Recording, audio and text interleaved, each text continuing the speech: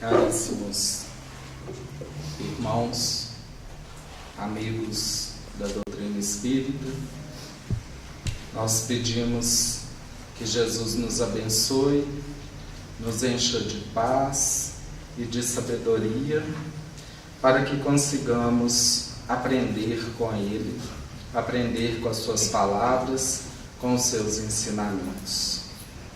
O tema que nos foi proposto para essa noite fala muito da leitura de abertura do Fonte Viva.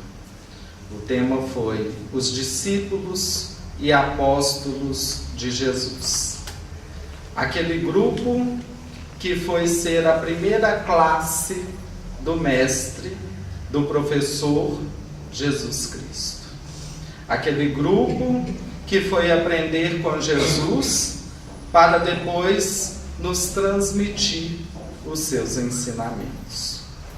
E quando nós falamos dos discípulos e apóstolos de Jesus, nós temos de grande importância que diferenciar os dois termos. Então nós precisamos lembrar que não é o mesmo sentido das duas palavras como comumente a gente pensa. Os discípulos são aqueles aprendizes, aqueles que aprendem com um mestre, que seguem o caminho de um mestre. Os apóstolos são os enviados desse mestre para mostrar o caminho. E nós vamos ver que Jesus inicialmente faz a escolha de 12 apóstolos, mas sempre seguido de perto por uma quantidade enorme de discípulos. E esses apóstolos depois vão aumentar em número com a chegada de Paulo, e os discípulos cada vez se multiplicar mais. E nós precisamos pensar, e nós, nesse momento, o que nós estamos aprendendo com Jesus? Somos discípulos? Estamos buscando aprender com o Mestre diariamente? Com as palavras, com as ações, com os gestos que nos são diariamente transmitidos? Tentamos ser apóstolos, os enviados a levar a mensagem? E quando nós falamos de enviados a levar a mensagem, não tem que ser aquele que está aqui à frente, não. Eu posso ser enviado a levar a mensagem ao meu lar, ao meu trabalho, levar a mensagem àquela pessoa que me procura necessitado dessa mensagem. E quantas vezes nós não temos tempo para ser apóstolo? Nós usamos do tempo como desculpa para deixar de ser discípulos. É nessas reflexões que nós queremos trabalhar nessa noite. É em cima desse tema, dessas colocações, à luz do Espiritismo, que nós buscaremos trabalhar e aprendermos juntos nessa noite. Para a gente iniciar esse estudo, que vai se dividir em duas partes, nós vamos ver que Jesus muito sabiamente divide claramente a sua relação com os seus apóstolos, principalmente, dos 12 apóstolos principalmente, em duas etapas. Para iniciar, nós vamos ver como que foi a escolha desses 12. Nós sabemos que os 4 evangelistas muito sabiamente narram essa escolha. Mateus, com uma riqueza de detalhe enorme, no capítulo 10, versículo de 1 a 4, narra essa escolha, e todos os evangelistas vão fazer a mesma coisa. Mas o livro Boa Nova de Humberto de Campos, através do Chico Xavier, ele vem nos trazer algumas elucidações daquele momento que nós acreditamos que vai enriquecer um pouco mais o nosso estudo. Acredito que todos os companheiros aqui presentes conhecem a narração da escolha dos 12 dos evangelhos, né?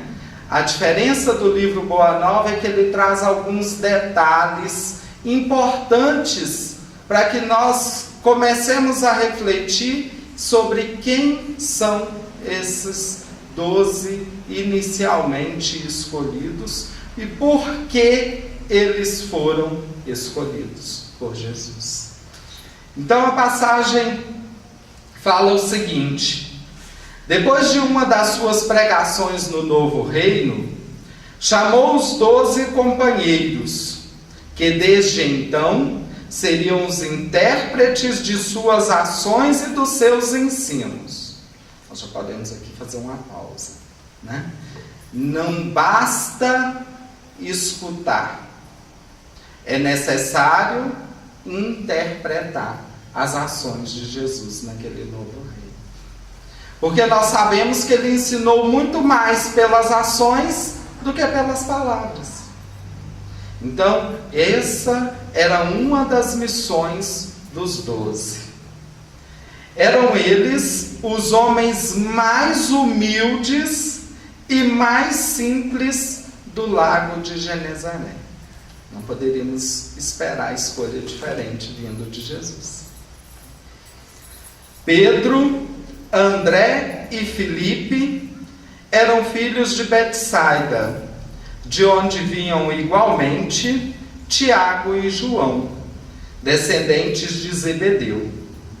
Levi, Tadeu e Tiago, filhos de Alfeu, e sua esposa Cleófas, parente de Maria, eram nazarenos e amavam a Jesus desde a infância, sendo muitas vezes chamados os irmãos do Senhor, à vista de suas profundas afinidades afetivas. Tomé descendia de um antigo pescador de Dálmata, e Bartolomeu nascera em uma família laboriosa de Canaã da Galileia. Simão, mais tarde denominado Zelote, deixara a sua terra de Canaã para dedicar-se à pescaria. E somente um deles, Judas, destoava um pouco desse concerto, pois nascera em Iscariotes e se consagrara a um pequeno comércio em Cafarnaum, onde vendia peixes e quinquilharias. Então nós podemos analisar, né, de uma forma muito sucinta, porque nós tentamos resumir um pouco aquilo que está lá no capítulo do Boa Nova. Nós podemos começar fazendo a análise da escolha de Jesus dos seus 12 apóstolos. Aqueles que seriam responsáveis por interpretar os seus atos, interpretar as suas palavras e transmiti-las futuramente. Nós vamos perceber pela passagem que Jesus escolhe 12, dentre os quais 5 eram seus primos. Levi, Judas Tadeu e Tiago menor eram filhos de Alfeu e de Maria de Cleófas. Maria de Cleófas era irmã de Maria de Nazaré. E existem indícios de que Alfeu era irmão de José. Então esses 3 que são chamados irmãos de Jesus eram aqueles primos muito próximos. Eram aqueles primos que cresceram com ele, que estavam com ele o tempo todo. E aí começa a nos esclarecer algumas coisas. né, alguns questionamentos. Quando falam, por exemplo, a Jesus, se nós lembrarmos a passagem da cruz, eis seus irmãos, né? Onde estão os seus irmãos? Que Jesus é questionado e a gente vê que estão se referindo a esses primos muito próximos, a essas pessoas da convivência de Jesus desde a infância. E é interessante que Levi, sendo esse amigo íntimo de Jesus, é claro que Jesus conhecia aquilo que Levi fazia, Levi que mais tarde se chamaria Mateus, né? É claro que Jesus conhecia as atividades de Levi. E quando Jesus vai fazer a ele o convite para se tornar um dos seus apóstolos, Jesus chega, Levi era o cobrador de impostos, Jesus chega à intendência e fala: Levi, o que fazes? Levi deve ter estranhado, né, aquela fala de Jesus. Como assim? Ele está me perguntando o que eu faço? E Levi respondeu: arrecado impostos, Senhor. E Jesus faz o convite de uma forma lindíssima. Queres me seguir e arrebanhar almas para o meu reino? E Levi não pensa duas vezes. Deixa a intendência, momentaneamente, nós vamos ver, e vai seguir Jesus. Tiago Maior e João eram filhos de Salomé, que era prima de Maria de Nazaré. Então, esses 5 completavam o grupo familiar de Jesus, que fazia parte do seu chamado. Aí nós fazemos uma reflexão sobre o exemplo que Jesus vem nos dar com isso. Ele vem nos dizer com um gesto o quão importante é a nossa família. O quão amparados nós somos pela nossa família, por aqueles que estão ao nosso lado, por aqueles que crescem conosco. Nós sabemos que a nossa família é uma família universal. Somos todos irmãos. Mas Jesus vem dar o exemplo como aquelas pessoas com as quais você veio conviver diariamente são importantes no seu chamado. Essa mensagem ele passa através da escolha desses 5 amigos tão próximos para segui-los. Um outro ponto que nós podemos destacar é que dos 12 escolhidos para ser inicialmente apóstolos de Jesus, 10 são pescadores.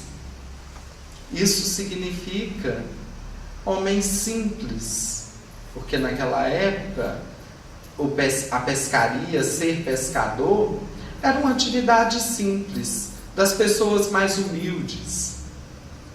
Então ele escolhe homens simples, homens humildes, homens do povo. A maior parte das pessoas que moravam ao redor do lago de Genezaré eram pescadores. Então ele vai escolher aqueles que representavam essas pessoas para segui-lo. Além disso, isso vai dar a Jesus a oportunidade de estar muito mais tempo com eles. Porque nós sabemos que eles não vão deixar o trabalho. Nem Jesus propõe isso a eles. Parem de trabalhar e venham me seguir, né? Jesus propõe a eles um novo trabalho, mais um trabalho. O trabalho de edificação de um reino. Mas eles não vão abandonar o seu trabalho, porque tem o sustento familiar. Então eles vão continuar pescando, continuar trabalhando, e nós percebemos isso porque em inúmeras passagens dos evangelhos Jesus vai estar onde? No barco. às margens do lago, porque ele estava sempre com os seus pupilos, digamos assim, com os seus escolhidos.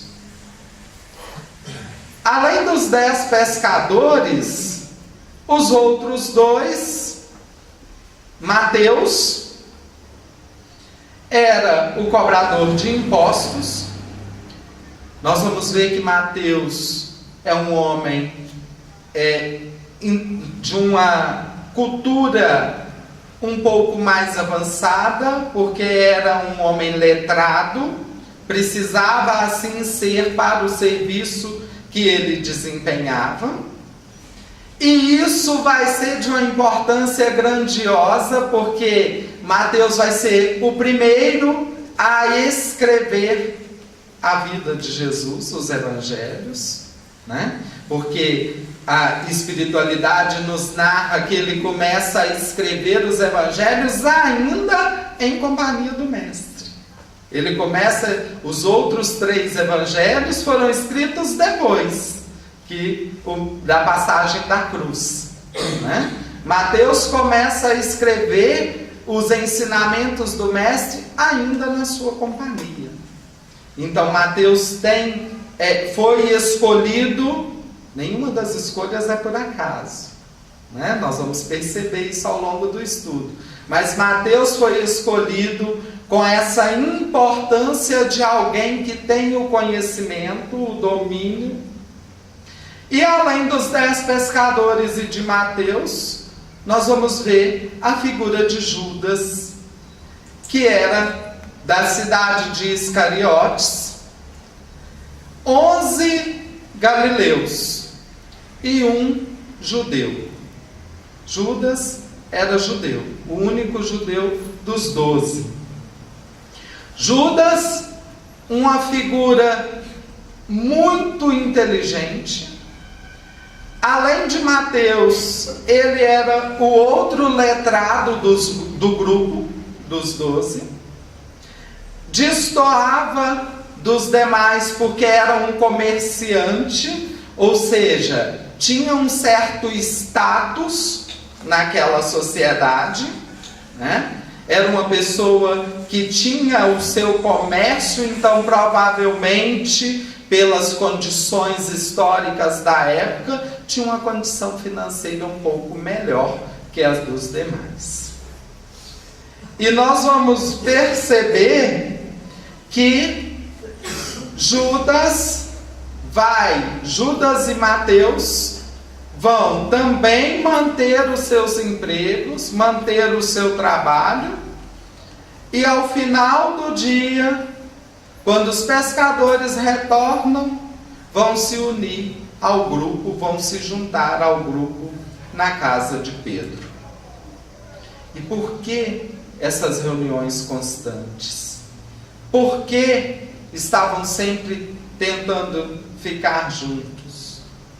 Nós vamos entender muito claramente isso quando eu disse que Jesus faz uma divisão notável na sua relação com seus apóstolos. A primeira fase dessa divisão é a fase de instrução. Jesus vai ao longo dos 3 anos de convivência com esses 12 apóstolos e com os demais discípulos, porque muito raramente via-se os 13 sozinhos, Jesus e os 12 sozinhos. Quase sempre Jesus estava ensinando para os 12 apóstolos, mas cercado de outros discípulos aprendendo, né? Nós vamos ver isso sempre nas passagens bíblicas. Então Jesus vai ficar esses 3 anos ensinando, para depois do Calvário, da passagem da cruz, eles colocarem em prática aquilo que Jesus ensinou. E aí mais um momento que a gente pode fazer uma reflexão. Nós temos, às vezes, uma dificuldade tão grande de estudar a palavra de Jesus, de estudar a doutrina, de se debruçar sobre os livros. Às vezes, quando a gente fala assim, no Grupo Espírita Dias da Cruz, nós temos a reunião de estudo do Evangelho na segunda-feira, estudo da mediunidade tal dia, o estudo com as mães no outro dia, o estudo com os jovens no outro dia. Às vezes as pessoas, né, que não conhecem a doutrina assustam e falam assim: mas por que vocês estudam tanto? É porque nós precisamos estudar. Nós precisamos entender, conhecer. E Jesus é que nos fala isso, com as suas ações.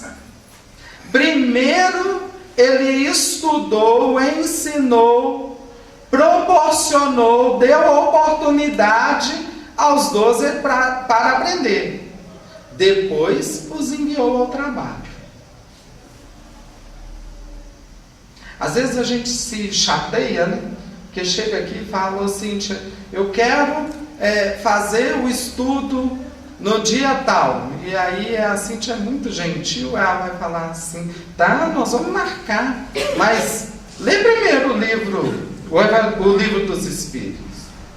Lê primeiro. Aí, ó, que você acabar, Cíntia, acabei o livro dos Espíritos, eu gostaria de fazer o estudo no dia tal. Tá, nós vamos marcar, mas dê o Evangelho. Porque ela tem essa sensibilidade, né, de nos orientar. E nós vamos ver que no capítulo 6 do Evangelho, o Espírito da Verdade vem e fala: espíritas, primeiramente, amai-vos. Em segundo lugar, estudai. Jesus já tinha dito, mas às vezes nós não observamos, né? Aí o Espírito da Verdade vem e fala.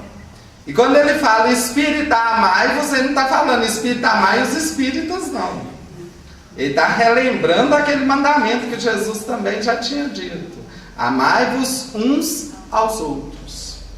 Sejam menos preconceituosos, sejam menos displicentes, cuidai de quem está ao seu lado.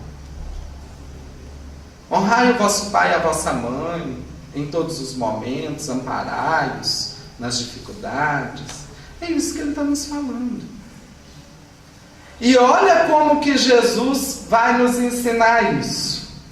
Vamos pensar um pouquinho na personalidade daqueles 12 escolhidos por eles.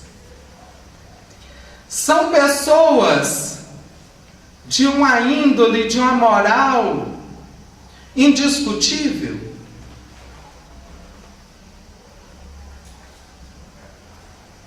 Provavelmente não. Claro que nós sabemos que são espíritos que foram muito bem preparados no plano espiritual para exercer essa missão. Mas, de acordo com o livre-arbítrio, podiam ter falhado. Com exceção de Judas, que daria um estudo à parte, né? Porque nós sabemos que ele insistiu muito para a missão. E ele teria condição de seguir mais o livre-arbítrio. E ele acabou fraquejando, né?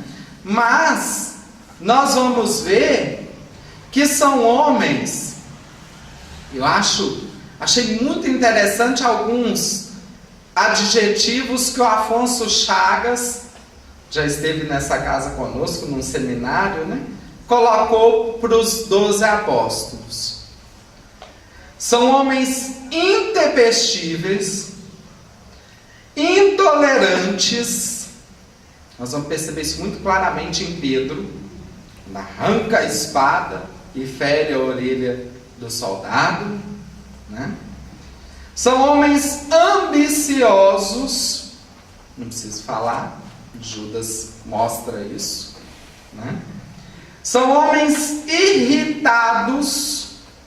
Aí eu me lembro de João, apóstolo, que pede a Jesus né? Quando Jesus está ali falando e a multidão não estava entendendo o que Jesus estava falando, estava questionando, e João fala: Senhor, mande descer fogo do céu sobre essas pessoas incrédulas.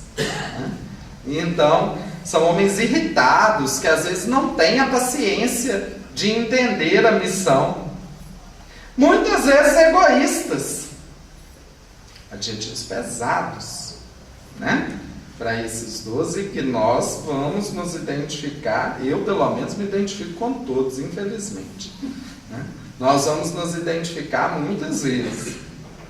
Mas, ao mesmo tempo, se a gente parar para perceber as atitudes desses homens, são homens simples, são homens sinceros, são homens humildes e que têm uma grande vantagem: estão dispostos a aprender. No primeiro chamado, Mateus narra que os pescadores desciam do barco e Jesus estava pregando para um grupo às margens do lago de Genezaré.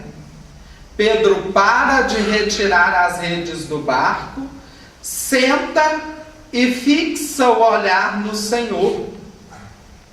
Ele tinha muito trabalho.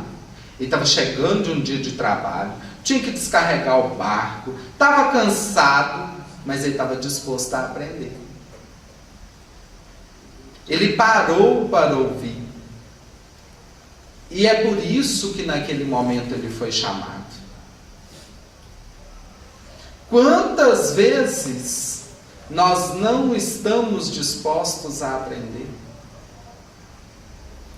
Quantas vezes a lição nos chega, algumas por amor, outras pela dor, nós sabemos como que isso funciona, e mesmo assim a gente passa por cima da lição sem aprender, sem estar disposto, porque para aprender a gente precisa estar disposto, a gente precisa querer. Nós somos falhos, nós erramos, mas nós precisamos querer evoluir, nós precisamos querer aprender. E é assim que Jesus vai ensinar os seus apóstolos a amarem. Será que era fácil o convívio daqueles 13 homens tão diferentes? A espiritualidade nos narra que primeiramente Jesus teve que ensiná-los a amar. Amar um ao outro, amar no sentido de respeitar as diferenças, de se entender em grupo, porque conviver em grupo não é fácil, gente. Nós sabemos disso, das dificuldades que nós temos de conviver em família, no nosso trabalho, com a equipe que nos cerca, aqui na casa espírita, e em todos os ambientes que nós estamos. Mas Jesus, que poderia ter vindo e realizado o seu trabalho todo sozinho, quis nos mostrar o quanto nós vamos evoluir mais rápido se trabalharmos em grupo. É por isso que ele escolhe o seu grupo. Não é porque ele precisava dos 12, não. É nós que precisamos aprender a mensagem que ele vem nos trazer. Jesus cria oportunidades diversas para que os 12 aprendam. Ele não simplesmente vai falando, Ele não vai simplesmente ensinar através de palavras, porque o ensinamento de palavras ele se perde. O principal ensinamento vem de ações. Então, quando Jesus manda Zaqueu, desce da árvore, Zaqueu, porque hoje eu vou jantar na sua casa, ele está ensinando aos 12 e aos demais, obviamente, a serem menos preconceituosos, porque Zaqueu não era uma pessoa bem vista naquela sociedade. Eles por si só dificilmente iam jantar na casa de Zaqueu. Quando Jesus perdoa a mulher equivocada, que estava ali para ser apedrejada, ele ensina aos 12 e aos demais a enxergar no outro a sua falha, a sua falta. É com gestos, é proporcionando situações que Jesus vai educar os seus apóstolos e os seus discípulos.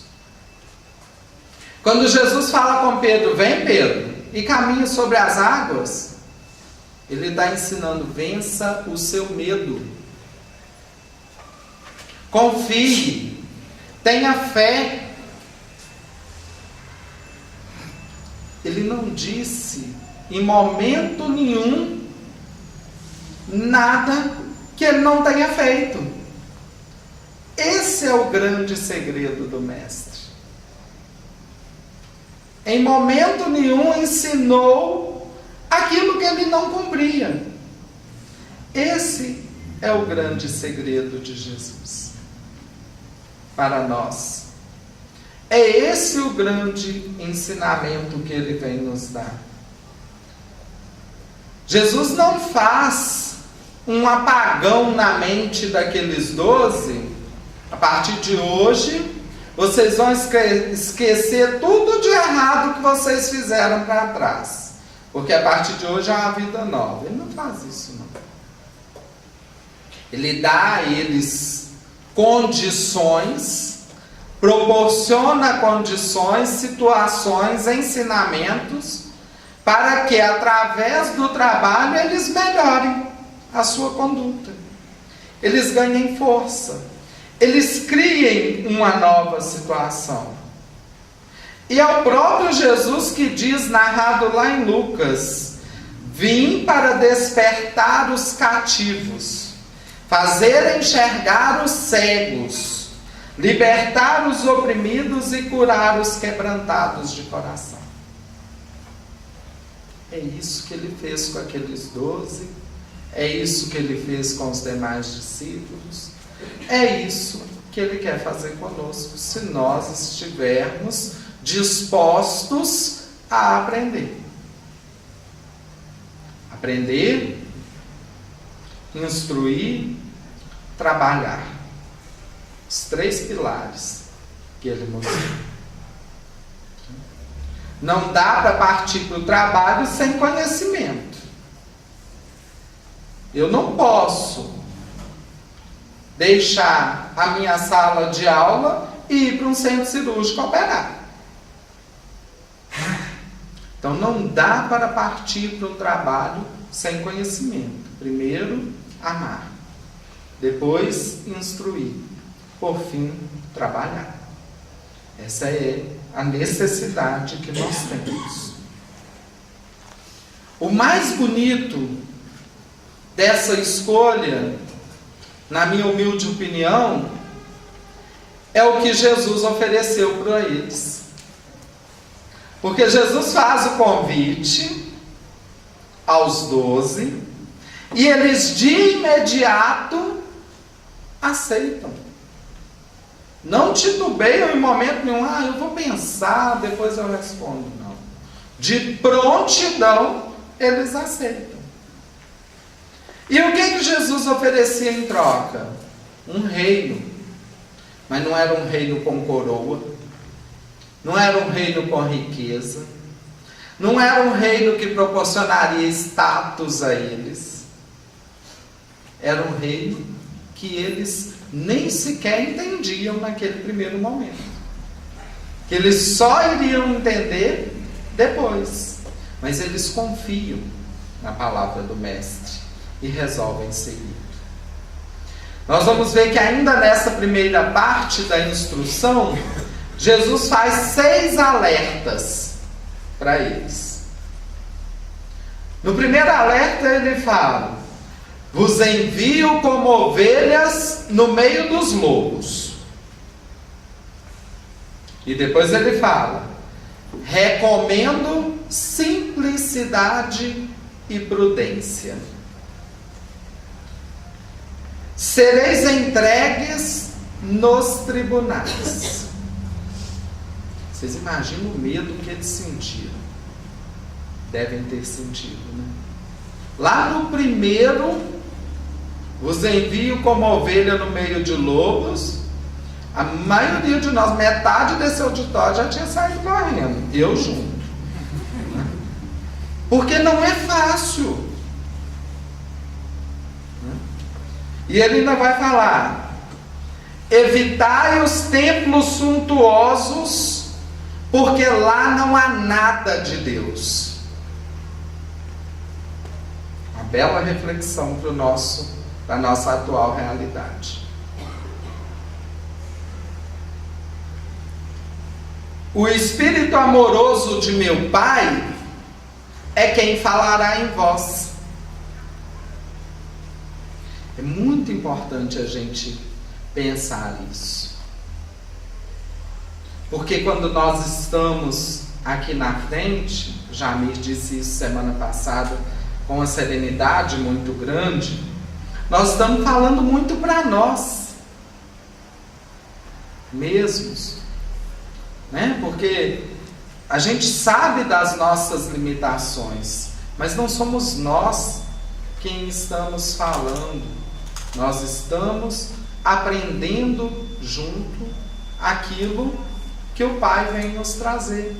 Através da espiritualidade amiga, através de Allan Kardec, através de Chico, de Divaldo, de tantos outros espíritos grandiosos que vieram nos ajudar a edificar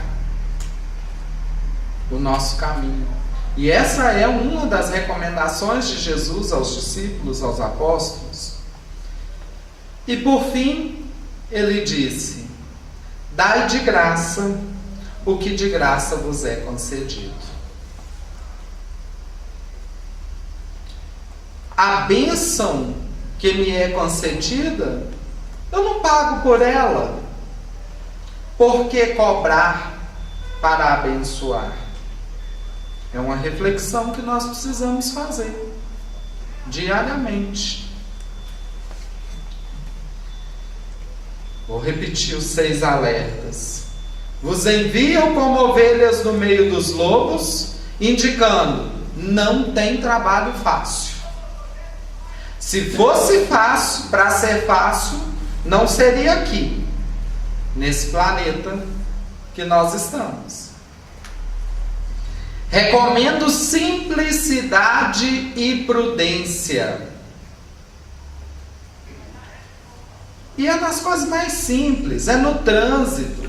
Quando nós somos imprudentes de pegar o celular para olhar a mensagem que chegou, né? É prudência nos cuidados mínimos com a nossa saúde, de não deixar para só ir parar no hospital na hora que já não tem mais jeito com o seu corpo.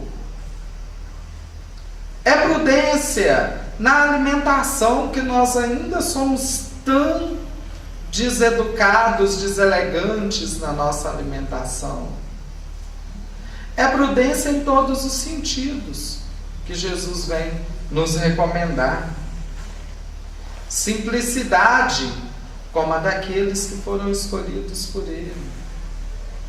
É ter o necessário, nada mais que o necessário.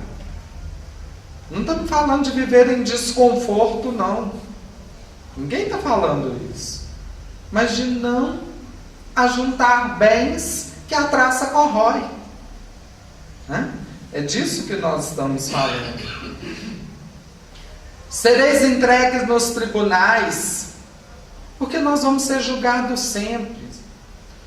Nos tribunais, pode ser o tribunal da nossa casa, do nosso trabalho, da nossa rua, né? Os tribunais que nos apontam, que nos julgam, que julgam nossas ações, nossas atitudes. Evitai os templos suntuosos, porque se o próprio Filho veio na simplicidade, viveu na simplicidade, escolheu o simples, para que nós vamos querer viver banhado em ouro? O Espírito amoroso de meu Pai é quem velará por vós e dai de graça o que de graça vos é concedido. Além desses 6 alertas, Jesus faz 10 recomendações aos seus apóstolos. Não tomareis o caminho largo. Novamente ele está falando, não fuja dos obstáculos. Não vai ser fácil, mas não fuja dos obstáculos, porque se eu vim, reencarnei num planeta de expiação e provas, para que eu vou fugir das provas? Não é esse o objetivo. Não tomareis os caminhos largos. Não penetreis nas discussões estéreis. E a tecnologia é muito boa, nós sabemos disso. A espiritualidade nos fala que a tecnologia é muito boa. Mas as redes sociais, nós temos que ter um cuidado enorme para não entrar em discussões estéreis. Discussões que não nos engrandecem em nada. Debates que só vão fazer com que as vibrações ao nosso redor atraiam espíritos de vibrações negativas.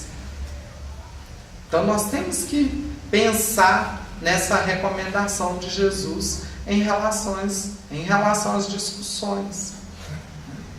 Às vezes há um conflito entre duas pessoas que nós sabemos que não temos condições de apaziguar naquele momento, porque a discussão está muito estéril, e nós resolvemos entrar, ou seja, vai ser mais um para gerar conflito. Não que nós não tenhamos que apaziguar, é a próxima recomendação: dai-vos a paz. Nós temos que tentar promover a paz. É nossa função, mas não a partir de discussões. Discussão não vai levar à paz. E é um momento que nós estamos tão carentes de paz.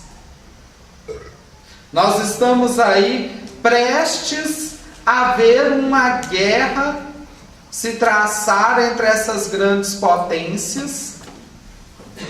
E nós precisamos vibrar pela paz.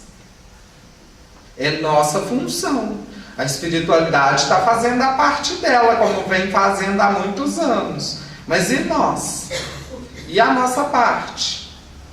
Somos elos da mesma corrente.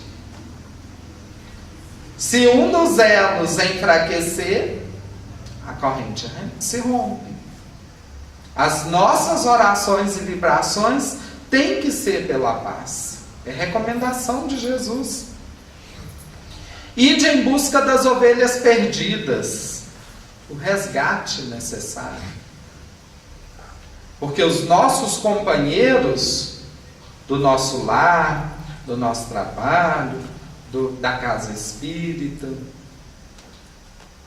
muitas vezes são companheiros que precisam ser resgatados. São ovelhas que às vezes momentaneamente estão se sentindo perdidas, como às vezes eu me sinto, como às vezes você se sente, e é necessário que alguém resgate, faça esse resgate, promovendo a paz. Reuni convosco os aflitos e angustiados.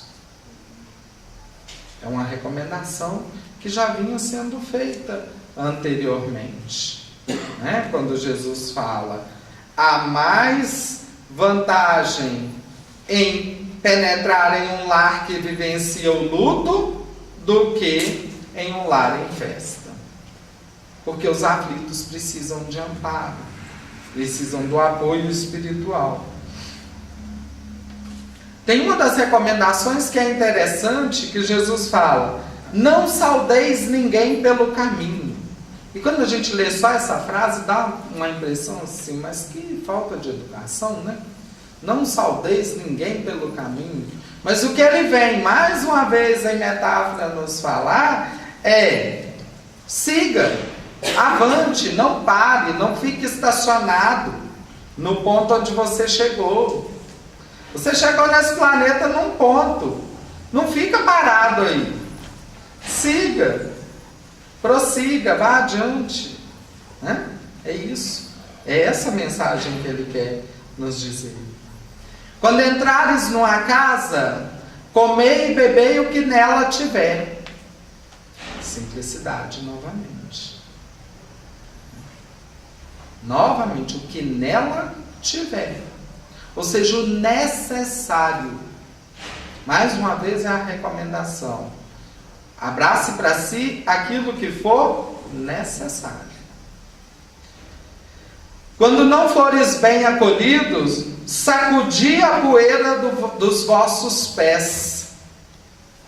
Jesus não está falando para a gente sair daquela cidade com brutalidade, sacudir a poeira. Daqui eu não quero levar nem a poeira. Não é isso. Né? É falar. Eu cheguei, ofereci. Não fui recebido? Eu vou me afastar sem levar nada daqui. Sem levar nada significa sem levar ódio, sem levar rancor, sem levar desprezo. É isso também. E muitas vezes nós não compreendemos. E ele, depois de instruir aos apóstolos, dá uma missão. Trabalhar em curar os enfermos. Mas ele anuncia um reino. Promete um reino. E olha o trabalho, a missão que ele dá. Não é de cônsul, não é de duque, de duquesa, de príncipe, de princesa. É: limpai os leprosos, ressuscitai os que estão mortos na sombra dos crimes, esclarecei os que se encontram nas trevas. Então nós conseguimos ver que Jesus cumpre maravilhosamente a sua missão de mestre para com seus apóstolos.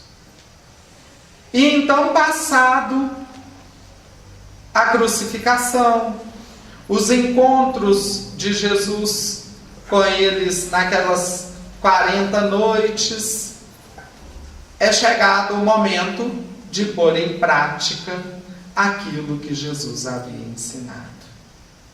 A segunda fase do apostolado, a fase do caminho.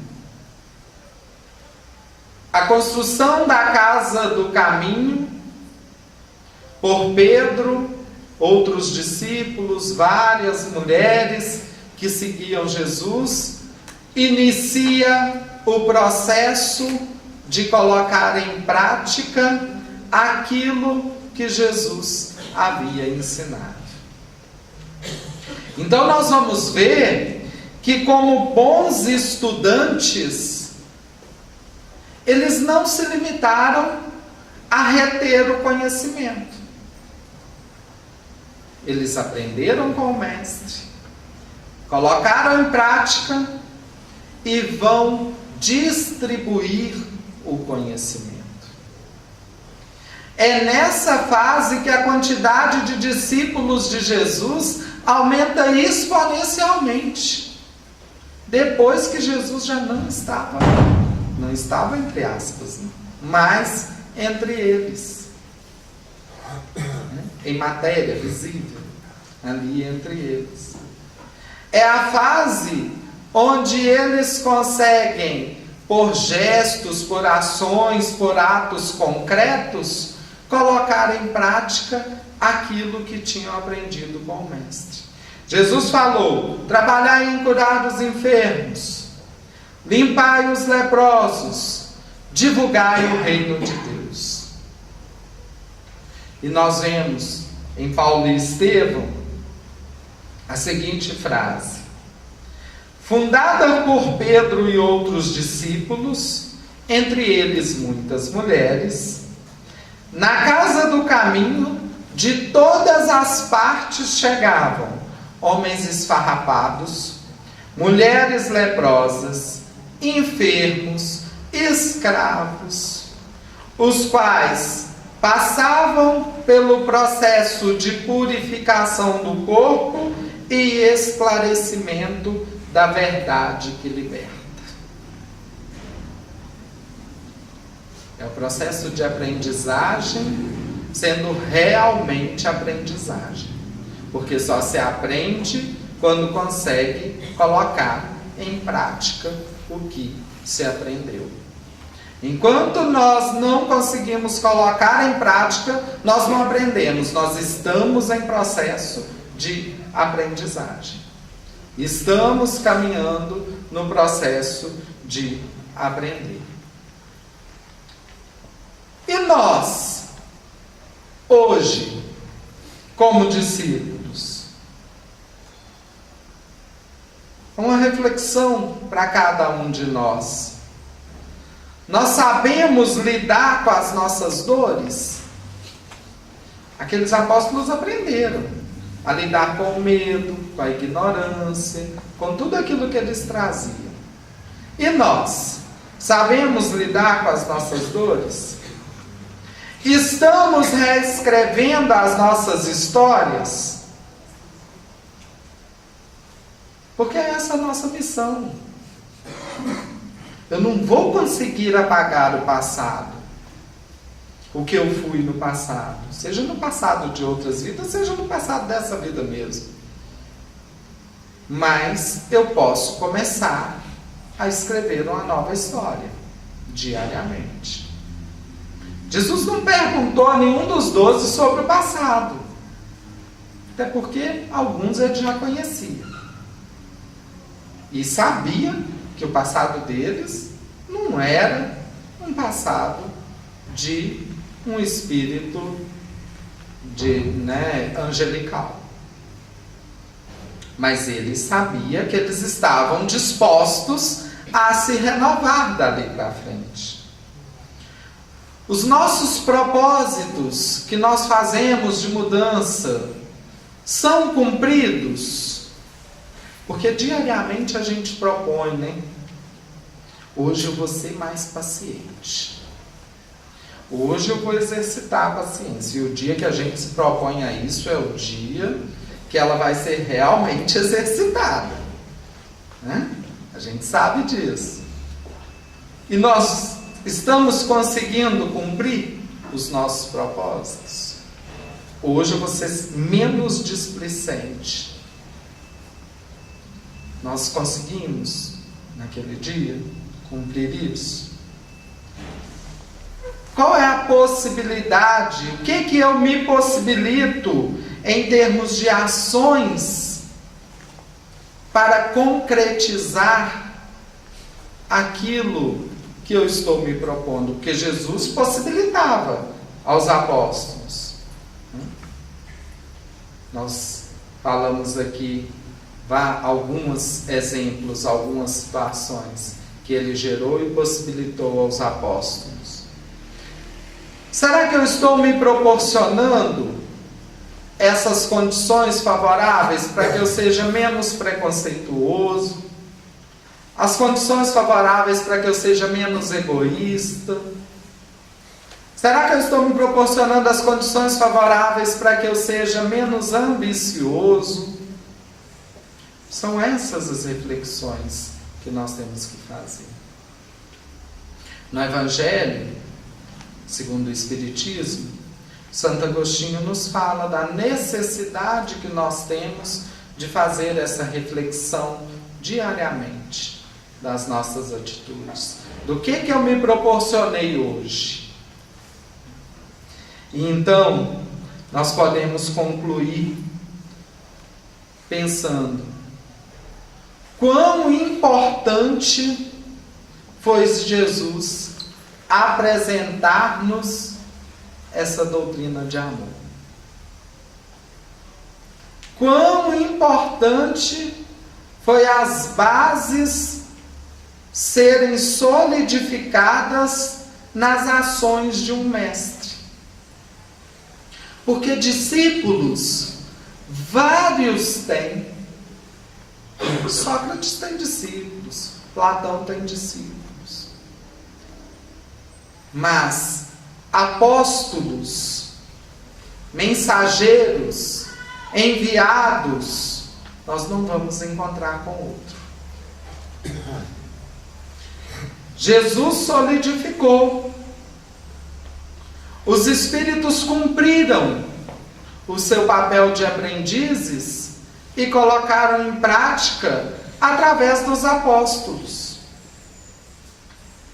Os discípulos que vieram depois engrandeceram isso através da codificação da doutrina espírita, o Consolador Prometido, que veio ser esse alento para tanto coração oprimido, que veio ser essa cura para tanta enfermidade da alma.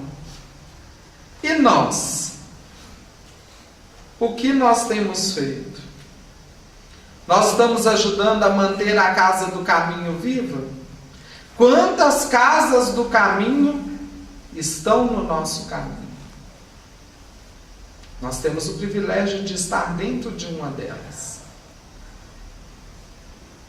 Mas nós fazemos a nossa parte para mantê-la viva? Essa é a reflexão que nós colocamos, né, para cada um de nós nessa noite de estudos, já agradecendo pela oportunidade de aprendermos tanto juntos.